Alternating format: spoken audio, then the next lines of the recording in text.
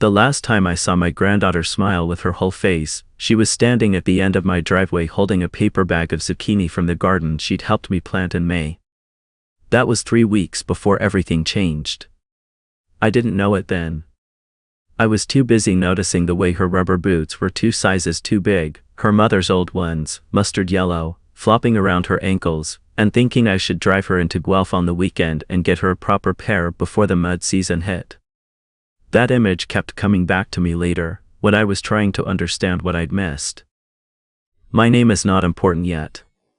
What matters is that I'm 63 years old, I worked 31 years in commercial flooring, and I live alone in the house where I raised 2 children on a half-acre lot outside of Fergus, Ontario.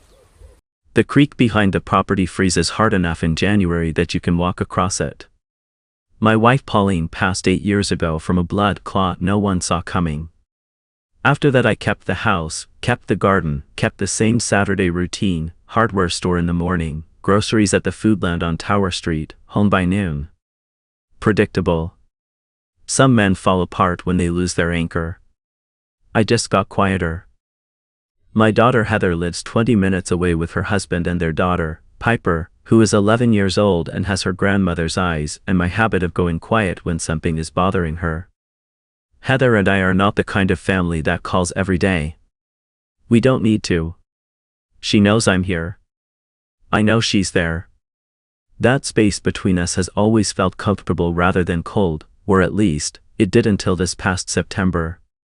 Piper started coming by after school on Wednesdays because Heather works late shift at the hospital. She's a registered practical nurse, has been for 12 years, and her husband Glenn handles pickup on most days, but Wednesdays he's in Kitchener for a job that's been almost done for the better part of a year. So Wednesdays became ours. I'd have crackers and cheese on the counter, she'd drop her backpack by the door, and we'd sit at the kitchen table while she did homework and I read or pretended to. Mostly I just listened to her think out loud. She's a sharp kid. Not loud about it, but sharp. The kind of child who notices when the bird feeder is empty before you do, who asks questions that catch you sideways, like the Wednesday in August when she looked up from her math worksheet and said, without any preamble, "Grandpa, did you ever feel like someone was lying to you but you couldn't prove it yet?" I told her that had happened more than once in my life. She nodded like I'd confirmed something she already suspected, and went back to her worksheet. I didn't push her. That's the thing about Piper, you push, she closes. I learned that from watching Heather make the same mistake when Piper was 7. You have to let her come to you on her own schedule. So I waited. September came. The zucchini was done, the tomatoes were winding down, and I was pulling the last of the bean stakes out of the ground on a Tuesday afternoon when I heard tires on the gravel out front. That was unusual. Piper didn't come on Tuesdays, and Heather always texted before stopping by. I didn't think much of it. Fergus is a small town. People drop in. But it was Piper, still in her school clothes, backpack on, walking up the driveway by herself. No car. No Glenn, no Heather. Did you walk? I asked. It was nearly 4 kilometers from the school. I took the bus to the corner, she said. I told Mom I was at Abby's. I put down the steak I was holding. So your mom doesn't know you're here? No. She looked at me steadily. Not scared, exactly. Something more careful than that. I need to show you something, but I need you to not say anything to Mom yet. Okay? Not yet. I want to be honest about what I felt in that moment. Part of me recognized the gravity of it immediately. A child asking an adult to keep a secret from her parent is almost never a small thing. But another part of me, the part that had known this girl since she was 4 hours old, heard something in her voice that wasn't manipulation. It was the voice of someone who had already thought this through and come to the conclusion that I was the only available option. I said, "Come inside." We sat at the kitchen table, same as always. I put the kettle on, more for something to do with my hands than because I wanted tea. Piper took off her backpack and set it carefully on the chair beside her instead of dropping it by the door the way she usually did. She unzipped the front pocket and pulled out a folded piece of paper, the kind torn from a spiral notebook, and smoothed it on the table between us. It was a list, written in pencil in her careful, small handwriting. 7 or 8 items. Dates, mostly, with short descriptions beside them. I read it once without saying anything. September 4th, bruise on Mom's wrist. She said she bumped the car door. The bruise was on the inside. September 9th, Glenn came home and all the lights went off in the house. Piper stayed in her room. September 14th, Mom cried in the bathroom. Said it was allergies. It has never been allergies. September 19th, Glenn took Mom's phone and said he was cleaning the storage. He had it for 3 days. I read it twice. How long have you been keeping this? I asked. Since August, she said. Since I started noticing. Does your mom know you've been writing these things down? No. She paused. She'd say I was being dramatic. I folded my hands on the table and looked at my granddaughter. 11 years old, sitting in the same chair where she'd eaten approximately 100 Wednesday afternoon snacks over the past 2 years, looking at me with an expression that was trying very hard to be calm and not quite succeeding. Has anyone hurt you? I asked. Has Glenn ever? No, she said quickly. Not me. Then, quieter, not directly. The kettle started to whistle and I got up to deal with it mostly because I needed 5 seconds to set my face back to something that wouldn't frighten her. I poured 2 cups, brought them to the table, sat down again. Outside the kitchen window, the last of the afternoon light was flattening out across the backyard, catching the empty bean steaks I hadn't finished pulling. The creek would be running fast after last week's rain. Everything looked exactly the same as it had an hour ago. I'm glad you came to me, I said. She wrapped both hands around her mug. I didn't know who else to go to. We sat there for a while. I asked her a few more questions, gentle ones, nothing that would feel like an interrogation. She answered carefully, deliberately, the same way she did her math homework, checking each answer before she committed to it. What I gathered was this: since June, something in her house had shifted. Glenn had always been the kind of man I privately described as managing. He had a way of organizing situations so that he was at the center of them, a way of making decisions that other people somehow only heard about after they were already made. I had never liked him particularly, but Heather was happy, or seemed to be, and Piper seemed fine, and it was not my place to have opinions about my daughter's husband based on nothing more concrete than the way he shook hands. But since June, Piper said, the management had gotten more precise. More tight. Glenn had started monitoring when Heather left the house, commenting on where she'd been and how long she'd taken, going through her receipts.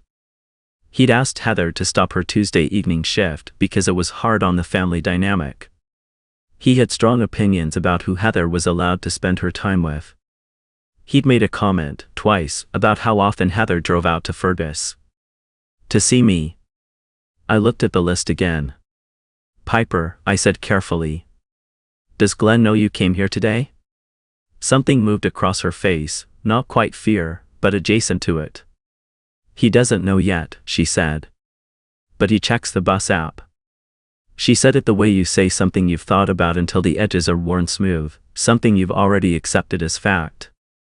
Not alarmed by it anymore, just tired. I was still sitting with that, still working out what I wanted to say next, when my phone vibrated on the counter. I glanced at it without thinking. A text from Heather. Dad. Are you home? Glenn and I need to come by this evening. There's something we need to discuss. It's about Piper. I read the message twice. Then I set the phone face down on the counter. Piper was watching me.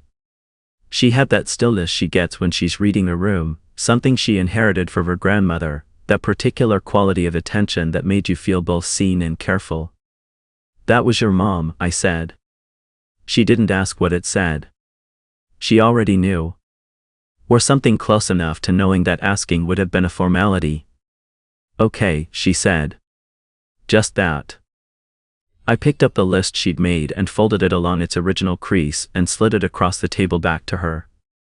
She put it in her backpack, in the front pocket, zipped it closed. Then she sat there with her hands in her lap and looked at the window, and I thought about the word she'd used earlier, directly, and what the qualifier implied about everything that had happened indirectly. I told her I would drive her home. That she could tell her mother she'd caught the late bus and I'd happened to see her at the corner. It wasn't much of a lie, and I didn't love teaching it to her, but I needed time before whatever was coming that evening, and I didn't want her walking into that house with the thread still visible between her visit here and whatever Heather and Glenn were about to say to me. She didn't argue. She never argued. She just nodded, picked up her backpack, and followed me to the truck. We drove mostly in silence. As I turned onto her street, she said, without looking at me, "You believe me, right?" I glanced over at her. "I believe every word you showed me," I said. She got out of the truck, walked up the front path, and went inside without looking back. I watched the door close behind her and sat there for a moment with the engine running and the radio off. Then I drove home and started figuring out what I was going to say. They arrived at 7:15. I heard Glenn's truck in the driveway before I saw headlights, that particular diesel idol he's never bothered to get looked at, though he's been complaining about it for 2 years. I was sitting at the kitchen table with a cup of coffee I wasn't drinking. The overhead light was on. I'd left the porch light on too, which I don't always do. Small things. I wanted to seem like I'd been expecting a normal visit. Heather came in first.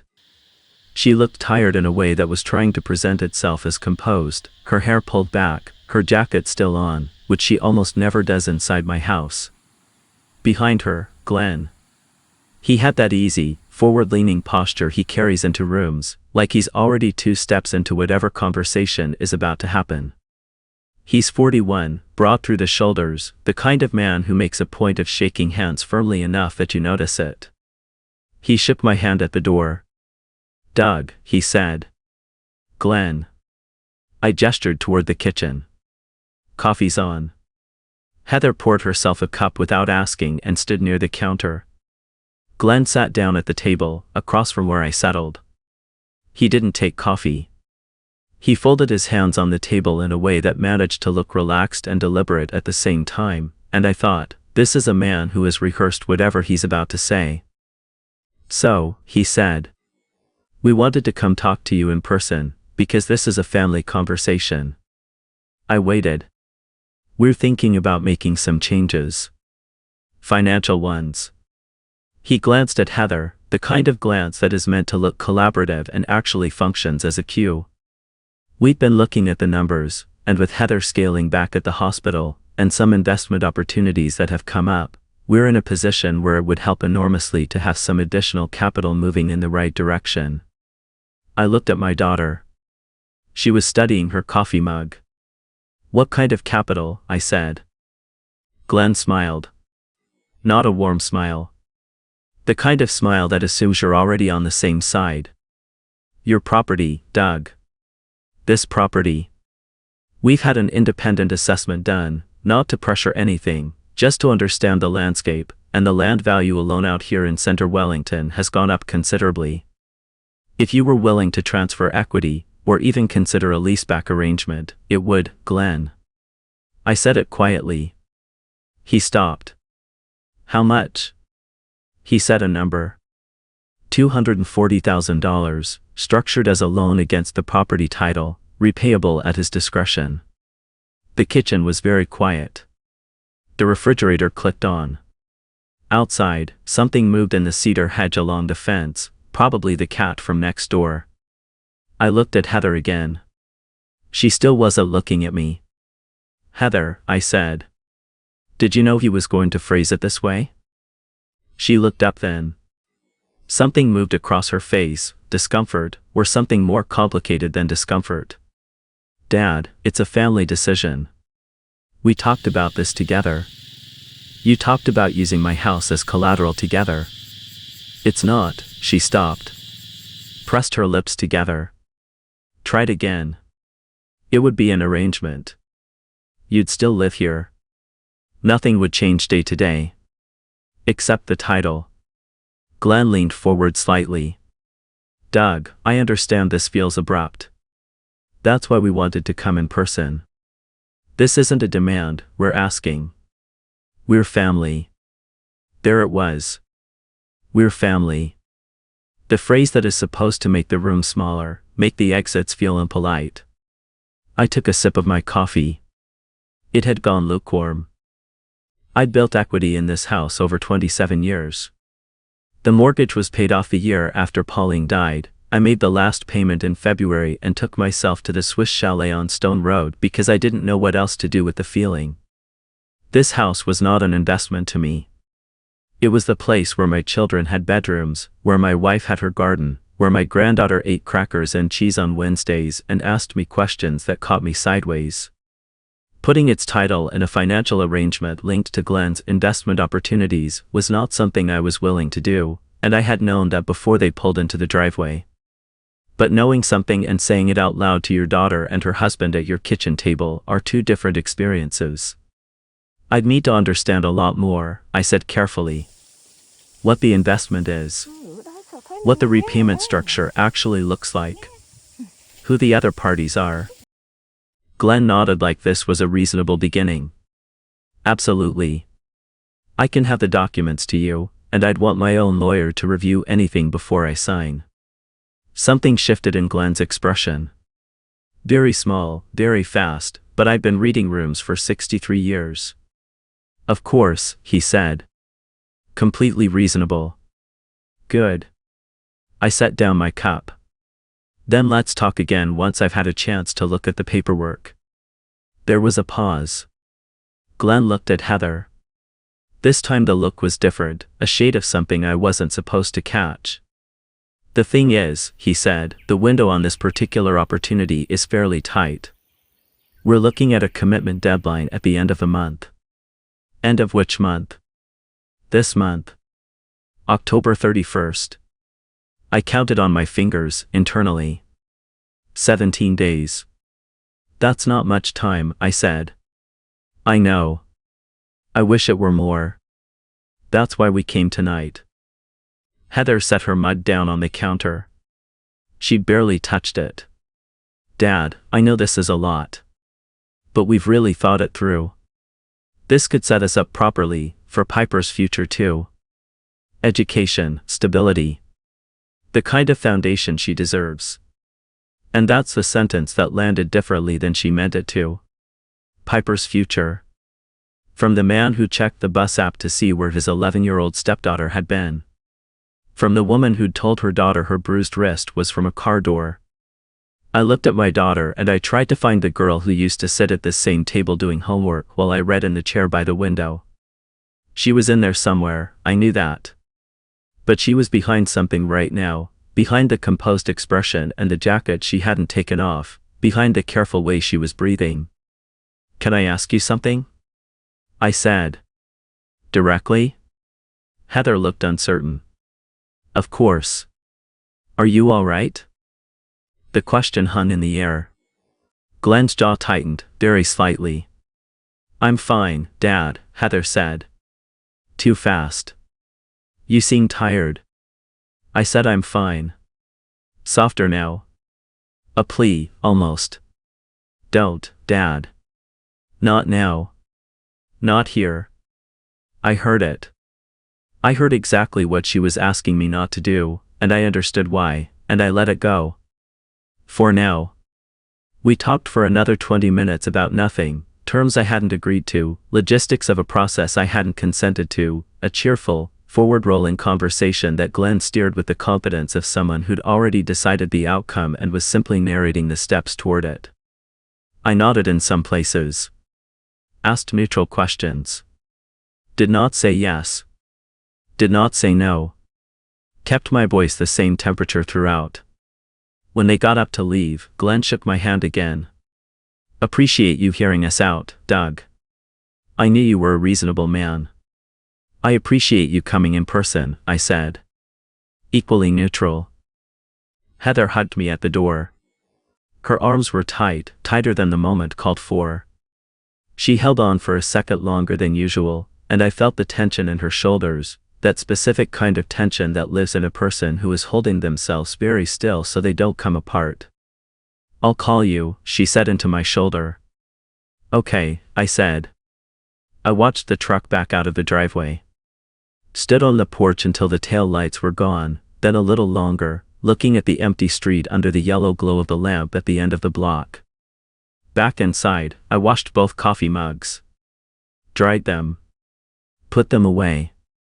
Then I sat down at the kitchen table in the silence and let myself think clearly for the first time since 7/15. $240,000 against this title. A deadline of 17 days. An investment opportunity Glenn wouldn't name until I'd agreed in principle. Heather pulling back her hours at the hospital. A child keeping a written record of what she was witnessing and not telling her mother. And somewhere underneath all of it, a question that had been there since I'd read Piper's list and hadn't been answered by anything Glenn had said tonight. If this was about a legitimate investment, why was my house the collateral? Glenn had money. He'd told me that himself, more than once, in the particular way people tell you things they want you to remember. He'd refinanced their house 3 years ago, pulled out equity for a renovation that cost more than I'd earned in 4 years at my peak. He had a truck with a trailer hitch and heated seats and a diesel engine that no one had bothered to service, and last Christmas he'd given Piper an iPad and Heather a weekend at a spa in Collingwood and told the story of buying it at dinner with the smooth ease of a man comfortable spending money. A man comfortable spending money does not usually need to borrow it from his wife's retired father-in-law against a half-acre lot in Fergus. Unless the money he's comfortable spending isn't his anymore. I didn't sleep well. I lay in the dark listening to the creek running fast behind the trees, and I thought about that look Glenn had given Heather, the one I wasn't supposed to catch, and about Heather's arms tied around my shoulders at the door, and about an 11-year-old girl writing down dates in a spiral notebook because she didn't know what else to do with what she was seeing. At some point near 2 in the morning, my phone lit up on the nightstand. A text from an unknown number, local area code 619. Mr. Whitfield. My name is Carla Benson. I think you and I need to talk. It's about your son-in-law. I know I'm a stranger, but I've been trying to find the right person to contact for 3 months. I think you might be it. Please don't mention this to Glenn. I stared at the screen until it went dark. Then I lay there in the black, thinking about a word Piper had used, sitting at my kitchen table with her hands wrapped around a mug she'd barely touched. Not directly. I didn't reply that night. I set the phone back on the nightstand and stared at the ceiling and made myself breathe slowly until the urgency of the message settled into something I could think around rather than react to. In the morning I texted back, I can meet. Where and when? Carla Benson replied within 4 minutes. She suggested a Tim Hortons on Stone Road, Wednesday at 10. I said yes. Then I put the phone in my pocket and went out to finish pulling the beansteaks. I needed to do something with my hands. She was already there when I arrived, a woman in her mid-50s, dark coat, reading glasses pushed up on her head, a large coffee in front of her and nothing else. She had the look of someone who had also not slept particularly well and had made peace with that. She stood up when she saw me come through the door, which I hadn't expected. Mr. Whitfield, she said. Thank you for coming. We shook hands and sat down. I got a coffee. We talked for 2 hours. What Carla told me, carefully and with documentation she pulled from a folder she'd kept in her bag, was this: she was a bookkeeper. Had been for 22 years, most recently for a property development group out of Guelph that Glenn had been involved with as a silent partner since 2019. 18 months ago, she had noticed a pattern of transfers, money moving between numbered companies in a structure that didn't make sense for legitimate investment. She'd flagged it to the principal. The principal had thanked her and done nothing. 3 months later she was let go, officially for restructuring reasons. Since then she'd been trying to find someone who would listen. She'd gone to her own lawyer. She'd contacted a journalist who'd expressed interest and then gone quiet. She'd filed a complaint with the Ontario Securities Commission that was still sitting somewhere in a queue. And she'd found me because she'd found Heather. Because Heather's name was on two of the numbered company filings as a secondary signature, not a director, not a partner, but a name on the paperwork, which meant that if this ever unraveled the way Carla believed it would, Heather's name would be on documents that were hard to explain. Whether Heather knew what she'd signed, Carla couldn't say. I sat with that for a long moment. How much are we talking? I said. Carla slid a single page across the table. A column of numbers, dates beside each one. The total at the bottom was just over $900,000, moved across 14 months through companies that listed addresses at mailbox services in Mississauga and Barrie. I looked at the number. I thought about $240,000 secured against my property title. I thought about a deadline of 17 days. He's running out of money to cycle through, I said. Carla nodded. That's my read. He needs a clean asset. Something with a real title, real equity, that can be used as collateral against a new line of credit. Which would buy him another cycle. And my daughter's name is already on the filings. 2 of them. She paused. I don't think she understood what she was signing. Based on the timeline, the first one was during a period when, from what I could piece together, things at home weren't straightforward. She said it carefully. Diplomatically. I appreciated that she didn't push further into territory she hadn't earned. I took the folder she offered and told her I'd be in touch with my lawyer that week. I thanked her for finding me. She thanked me for not dismissing her, which told me something about how the previous months had gone for her. Walking back to my truck, I called my lawyer's office and made an appointment for Friday morning. I did not call Heather. Not because I didn't want to.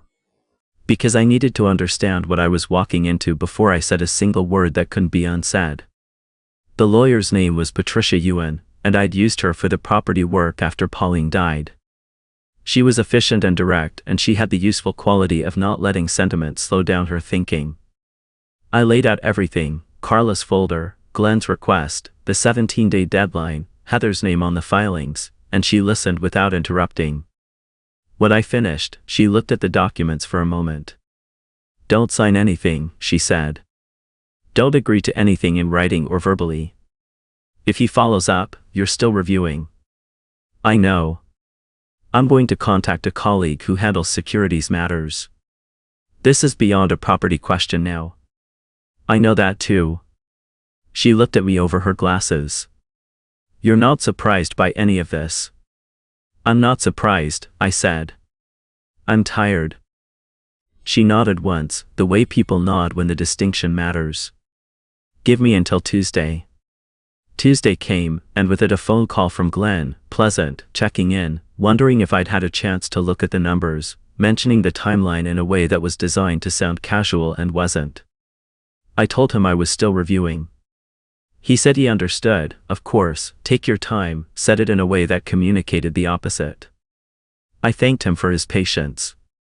After I hung up, I stood in the kitchen for a while looking at the backyard. The bean stakes were all pulled now.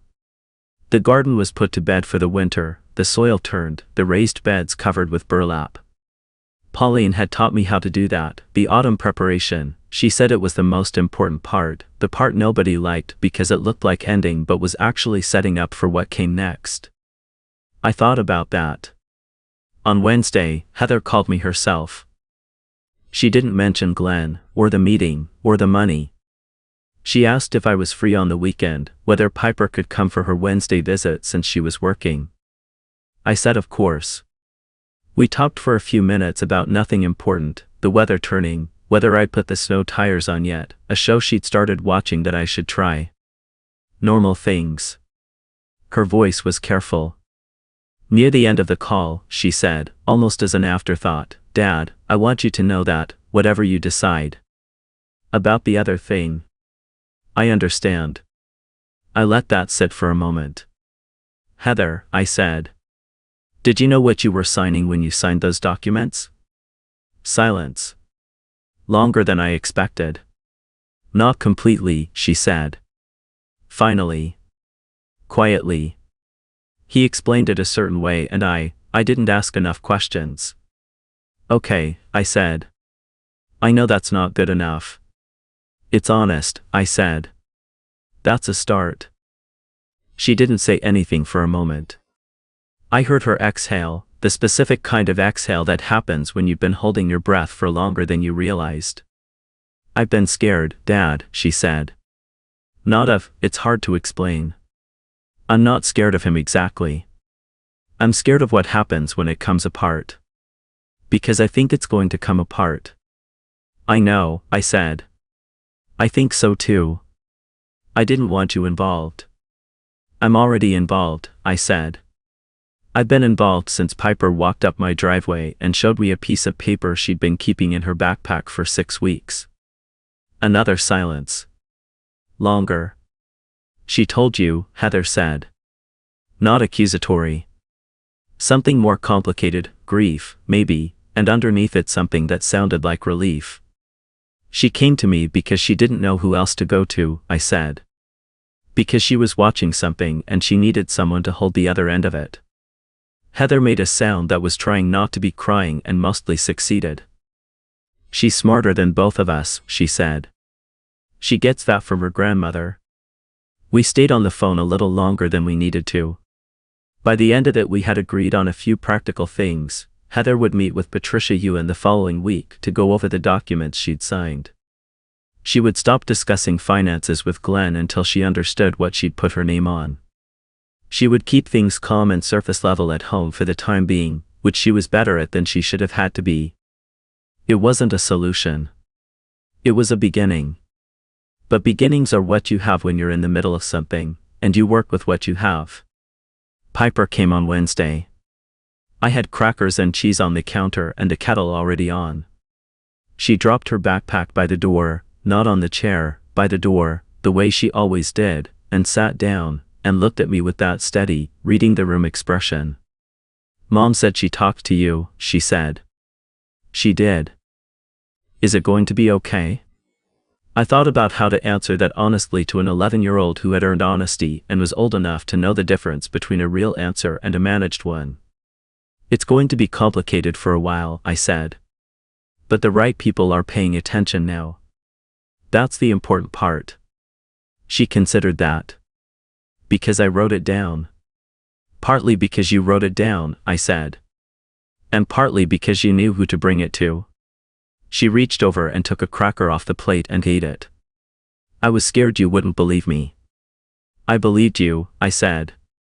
The moment you said not directly. I knew exactly what you meant. She looked at me for a second, the way she does when she's filing something away. Grandma used to say that too, she said. That you pay attention different than other people. I didn't say anything to that. I just got up and poured the tea, and set her mug in front of her, and sat back down, and we stayed there in the kitchen while the afternoon went gray outside the window and the creek ran cold and fast behind the trees. Glenn's arrangement fell apart in November, when the OSC opened a formal inquiry and the numbered companies began surfacing in a way that made the previous 4 years difficult to explain. It took longer than 17 days. It took most of the winter. There were hard conversations and lawyers and a separation that Heather navigated with a steadiness that cost her more than she ever showed me. I drove her to appointments when she needed it. I watched Piper on the Wednesdays and some of the other days too. I never signed anything. My house is still mine, same title, same creek out back, same half-acre where Pauline's garden goes through its cycles whether anyone tends it or not. I put the snow tires on in October, the way I always do. I check the weather the same way I always have, step outside in the morning, look at the sky, decide. The thing I keep coming back to, what I think about all of it, is not the documents or the money or the inquiry. It's a pair of mustard yellow rubber boots, 2 sizes too big, flopping around the ankles of a girl who noticed something was wrong before any of the adults in her life were willing to look at it. Who wrote it down because she knew that memory alone wasn't enough. Who walked 4 kilometers to sit at my kitchen table because she needed someone to hold the other end of something she couldn't carry by herself. I've spent 63 years believing that paying attention was a form of patience, a passive thing, a waiting. Piper taught me that it's actually a form of action. That sometimes the most useful thing you can do is simply be the person who notices, and stays, and doesn't look away. That's the thing I'll carry forward from all of this. Not the warning signs, not the legal process, not even the moment things finally came apart. Just a girl who trusted me enough to walk up my driveway and ask, "You believe me, right?" And the fact that the answer, from the very first moment, was yes.